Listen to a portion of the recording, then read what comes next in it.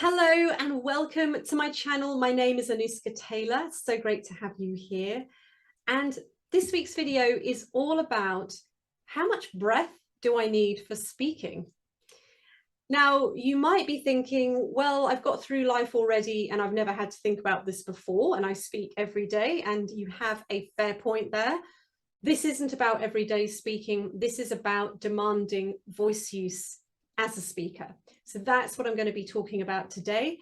Obviously, I don't want you to be thinking about your breath and worrying about how much breath am I taking just for your everyday speech. But this is for you if you have high vocal demands, you're in meetings, you're in presentations, you're standing in front of big audiences. This is for you. Before I continue, just a quick reminder that on Friday coming, so the 31st of March, I'm going to be going live on this channel with Nikki St. Paul, who's a certified breath coach, and this is at 10 a.m. GMT. We're going to be talking about the breath more broadly, so not as it pertains to the voice, but more broadly how you can use the breath more consciously to help you feel more grounded, more centered, and more calm before you go into any situation, particularly where you're outside your comfort zone. So it may or may not have anything to do with speaking. It could be anything. So we're really going to be helping you to understand how to consciously use your breath to really aid you in greater physical and mental well-being. But let's get back to today's topic. So first of all, what do I mean by demanding voice use? So this could be if you do a lot of public speaking in front of larger audiences. This could be if you speak all day in meetings, in presentations. Maybe you do a lot of training. Maybe you're a teacher, a trainer. Maybe you run workshops. You're speaking for long periods of time every single day. Or maybe you're someone that wants to find greater dynamics and expression in your voice. And so you might want to speak louder, you might need to project your voice, you might want to speak fast, speak slow, you might want to vary your pitch, all sorts of things that we might want to do to find greater expression and dynamics in your voice. So that is what I'm really referring to when I talk about more demanding voice use versus your everyday chit chat with your family and friends and colleagues and pets, of course. Let's not forget the pets. So this more demanding voice use requires more conscious breath control. And you've probably heard the expression supporting the voice. The breath needs to support. And that's what I'm going to talk a little bit about today, because there is some truth to that. And we do really have to understand a little bit more around what we're doing with our breath if we really want it to support our voice versus we run out of breath, or we just feel like we don't really have any control over our voice, or it doesn't feel very stable or very grounded. So the other thing about sort of public speaking or long periods of speaking is often it's accompanied by more anxiety, more stress, particularly if you're in high stakes meetings, you're in pitches, you're talking to big audiences, you're in industry conferences, etc. Or it's actually just physically more demanding. And as I say, they're very likely going to go together. So probably if you've got a more physically demanding vocal situation, the likelihood is there's going to be some element of stress or anxiety connected to it, even if you're not massively conscious of it. All of that is going to impact the voice, and all of that is going to impact how you use your breath, whether you're aware of it or not. So often the well-meaning advice is people will say, take a big breath before you start speaking, particularly with singing as well, before you start singing. And I can see where they might be coming from, because more demanding situations for the voice, you might think, well, I need more breath to get myself through that task where I've got to project my voice, or to get through that song, etc., etc. But what I want you to sort of start to understand is it's actually less about how much breath you're taking and more about where am I breathing from, and actually how much control do I have over that breath. Because you could take the biggest breath in the world, but if you've got no control over it, it really doesn't matter. And actually what I find with speakers, particularly because they're coming from this, if I just take this big breath, then I can get through this presentation. But actually what tends to happen is it has the opposite effect, because actually then they just create a lot of unnecessary tension and constriction in the vocal mechanism, under the vocal folds. So it just is not going to feel very comfortable. And what you'll probably find, ironically, is you're more likely to run out of breath because you've got no control over that breath actually leaving the body and helping you to create this sound. Now, coming back to what I was saying a second ago, often when we're in more public situations with speaking, there's bigger demands on us. It tends to go hand in hand with more anxiety and more stress. When we're in this kind of more anxious, stressful state, we tend to breathe shallower and higher. So we tend to breathe, I see this a lot with clients, like the chest will raise, the shoulders will raise, and the breath is very high up. It doesn't also have to be stress related. It's also just part of our modern life, unfortunately. So often when we are sitting at desks all day, we're on devices, we're on our phones, we're driving, it is not conducive to a deeper, fuller breath. It tends to go hand in hand with this shallow, high breath, which is not really going to support your voice at all. I do this because I'm not really loving that word, but I know it's a word that lots of people use. So I'm going to keep using it because it's probably a word that you might have heard as it pertains to the voice and breath. The other thing you might notice, and I notice this in myself as well, is throughout the day, and not even necessarily that we're particularly anxious, or we might not be consciously anxious, because I think a lot of us, because of modern life, we're just living with this kind of new normal of a little bit of anxiety all the time. We don't even realize we're anxious because it's just how it is. And so often what I find and what I notice with people as well is we can end up holding our breath without even realizing. So again, we just want to become aware of our breath. Am I breathing high and shallow? Am I holding my breath? Because all of that's going to contribute to more constriction and more tension. So as I mentioned, you don't actually need that much breath. It's actually more about where you're breathing from. And so for really being able to support the voice in the way it really needs to function, for that kind of effortless groundedness, that you've got the freedom to express yourself with whatever dynamics you want, however loud or soft you want to speak, you've got to come from a deeper place when you breathe. And specifically what we're looking for is we want the belly to release as we're inhaling. So we're creating that space. And then as we're exhaling and speaking, we are very gently and softly drawing the belly in. So it ends up being like a little bit of a pump. So we inhale and the belly expands. And as we speak or sing, we draw the belly in softly and gently. So we're not like yanking it in, but we're drawing it in to help support the voice. And just as a point as well, I mean, this is actually very natural for us. We just unlearn it as adults. If you watch babies, if you watch young children, they naturally breathe into their belly. There's a natural depth to the way they breathe. As adults, as I mentioned earlier, with lifestyle, with stress and anxiety, and this kind of low-grade anxiety I think we all kind of live with, we just unlearn this deeper, more powerful way of breathing, and we start breathing very shallow and very light and very kind of high, and it ends up being very tense and tight. So I want to just make this point that this sort of high, shallow breathing pattern that a lot of us end up using is actually a habitual pattern versus actually a natural way that we breathe. So we know how to breathe and we unlearn it, and now we've got to learn it again, sadly, which is often the case as well with my work with the voice. I talk about this a lot. The voice is conditioned. We know how to use our voice, we unlearn it, and then we have to learn it again. So it's just part of being human, being conditioned, living in this world that we do. So it's not to beat ourselves up. We all have to deal with this to a greater or lesser extent.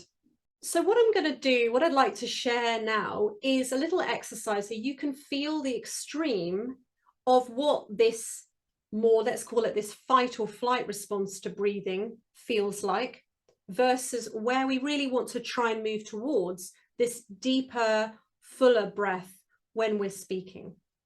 So first of all, I'm probably never going to ever ask you to do this ever again. So let's go for it. We're going to do everything that we wouldn't normally do. So what I want you to do is really pull your abs in really tight, like someone's about to punch you in the stomach. I then want you to take the biggest breath you can possibly take. Now, this will probably involve you having to raise your shoulders and puff up your chest because there's nowhere else for it to go. So it might look a bit like this. And you see this a lot. I see this a lot with people in the gym. Actually, there's a lot of puffing of chests and shoulders raising and pulling the abs in because there's nowhere else for the air to go. So it's that kind of bracing position almost. Now, and remembering we're going to an extreme here. So I'm not suggesting that you actually do this extreme version, but just to feel what this feels like when you add voice to it. So from that place, that really braced position with the abs, the shoulders raised, the chest puffed up, I want you to then speak. But I want you to speak not in your kind of everyday voice. I want you to speak as if you're presenting. So as if you are projecting your voice to the back of the room. So let's just say, you could say anything you like, to be honest, but let's just say you're saying my favorite color is, in my case, purple. So we're going to brace the body and then speak. My favorite color is purple. And just notice how it feels. Now, it doesn't feel very comfortable to me at all. I feel like a lot of tension in my neck. It did not feel very comfortable. And you'll also notice that when you finish breathing, it's like you almost feel like you have to gasp for air afterwards, which was what I was talking about earlier, but you don't have any control over that airflow. So have a go at that first of all. Say anything you like, but I want you to imagine that you're in a presenting situation where you're trying to project your voice versus you're just talking to your family member or pet that's sitting right next to you. So we want to kind of put ourselves in a more professional speaking setting. So try that first of all, and then just notice, and this is just an observation, there's no right or wrong. What do you notice? What feels tense? How does your voice feel? Does your voice feel like you've got that kind of freedom and power? Or does it feel like it's just really stifled and tense? And it's just, I've got no idea what's going to come out. So just have a play around with that first of all. Then number two, we're going to go to the other side of the coin. And this is where we're going to practice this deeper, more supported breath, where we can really, hopefully, give you this experience of what it's like to drive the voice from this deeper place. So first of all, particularly if this is new to you, because for a lot of people, they're not used to this type of breathing, I just want you to put your hands on your belly. And actually, maybe I'll stand up for this so you can see. So I'm just going to show you from the side. So hands on the belly. And all I want you to do, first of all, we're not even going to speak at the moment. I just want you to inhale. And as you inhale, I want you to allow the belly to pop out. And then as you exhale, draw the belly back in.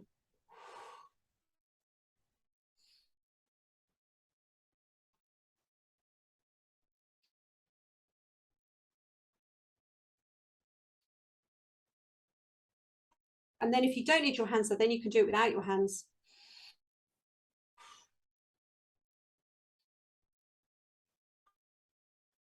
Now, when you do this, just make sure that your posture, that you're standing straight, you're not sort of standing on one foot or leaning into a hip or doing anything weird. Just make sure you're standing straight, your head is on top of your shoulders, you're not poking your chin forward or up or doing anything weird. Just make sure that the channel is open.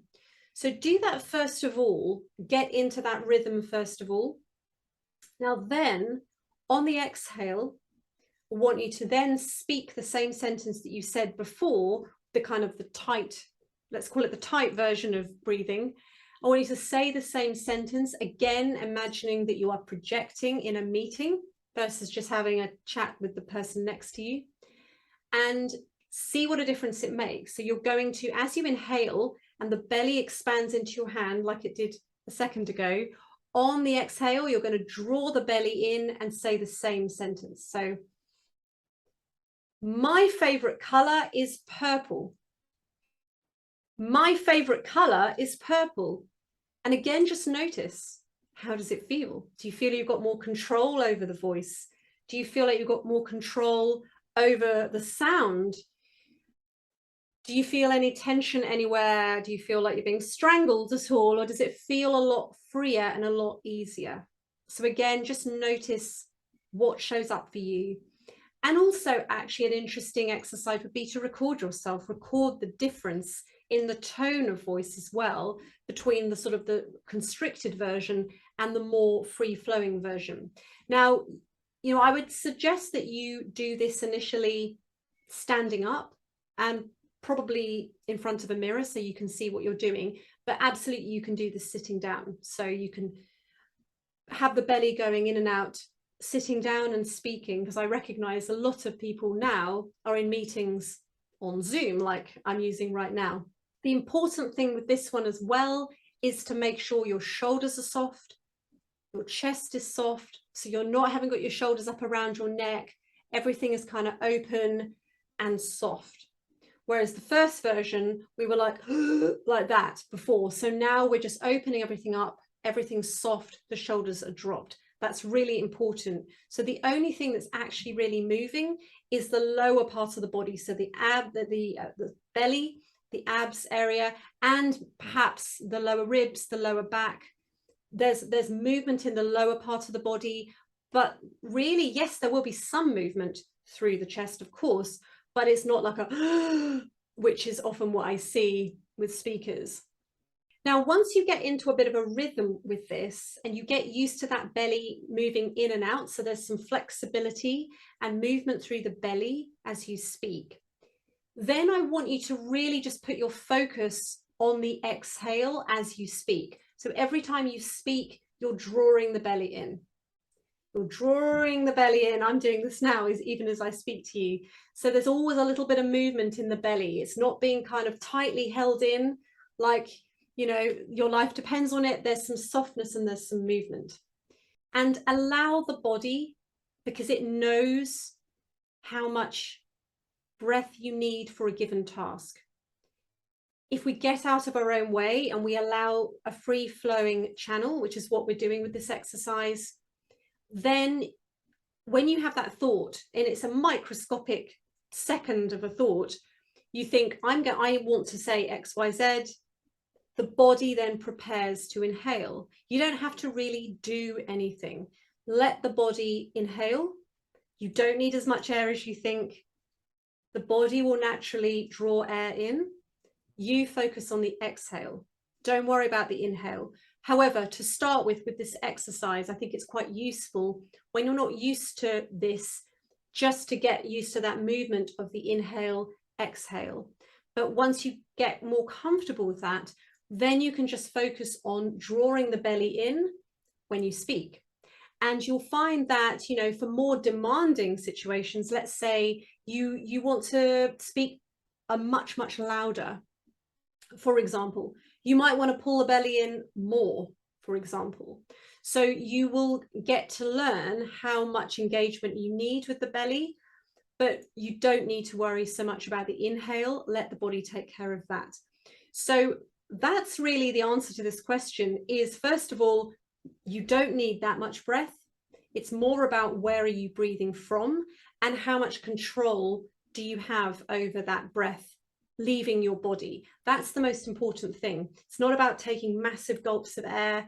It's not really going to do anything. If anything, it's going to have the opposite effect, that you're just going to run out of breath and you're going to feel very uncomfortable in the process. Your voice is not going to feel powerful. You're not going to feel like you've got any control over your voice, and it's not going to feel reliable and grounded.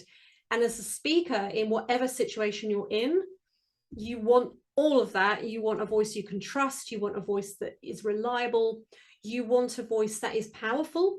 Powerful doesn't have to be loud, but there's a strength in the voice, whether you're speaking loudly or quietly, whether you're speaking fast or slow, there is a strength, and you can't get that strength when it's all here, because then it's just you're gonna feel like you're being strangled.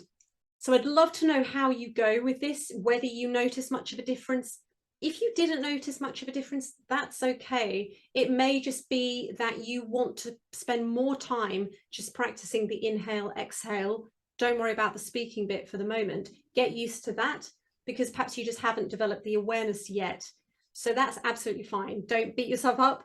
But I think hopefully for the vast majority of you watching this who decide to try, I think you will notice a big difference in how your voice feels and how your voice sounds when you engage the belly.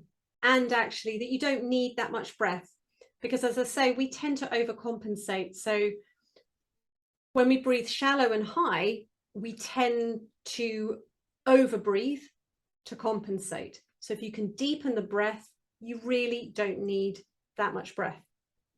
So thank you so much. Do let me know how you go. I'd love to know your thoughts and comments in below this video. Just a final quick reminder, if you can make it live, please do join myself and Nikki next Friday at 10 o'clock GMT. If you can't, that's absolutely fine. The replay will be available immediately after. And you can also type in questions if you've got questions before, or if you want to obviously be there live, you can ask us questions live, or after the event, we will be checking the videos, so we will answer your questions. Thank you so much. And if you haven't subscribed, please do subscribe. It makes a massive difference to getting my videos out to more people. Thank you very much, and hopefully I'll see you on Friday.